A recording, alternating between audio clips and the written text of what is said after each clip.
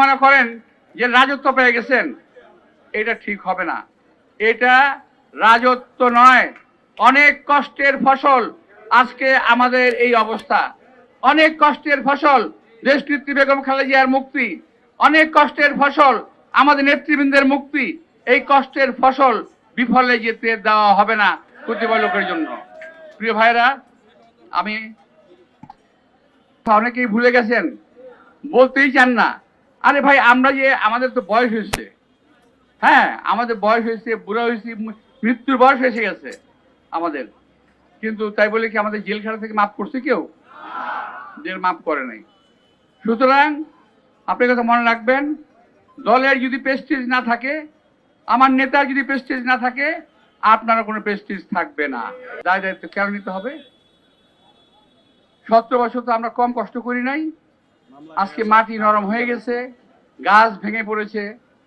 এই মাটি নরম হওয়ার জন্য বিএনপির অনেক অবদান আছে। এই কথা বলতে গিয়ে এক কথা বলে ফেললাম।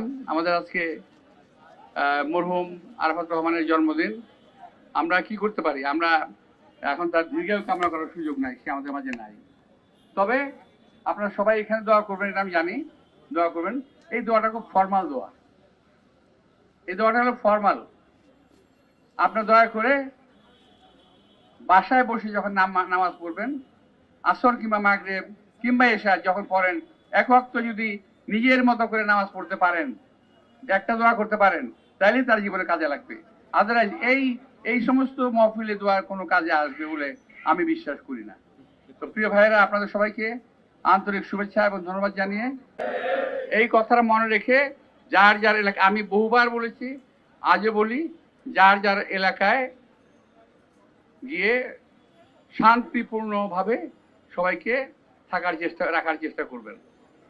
যদি, আমি আবার বলছি, যদি ঢাকা শহরে, বিশেষ করে ঢাকা শহর, বাংলাদেশ সহ বিশেষ করে আমাদের অফিস যে এলাকায় আছে, মতিঝিল, রমনা, শাহবাগ, সবকিছু মিলে যারা আছে, এ পাড়ায় যারা কেউ যদি কোনো রকম মাতাব্বরি করতে চান, যদি আমার কানে আসে, আল্লাহর কসম করে বলছি, তাকে ওখানে ছাড়া হবে না,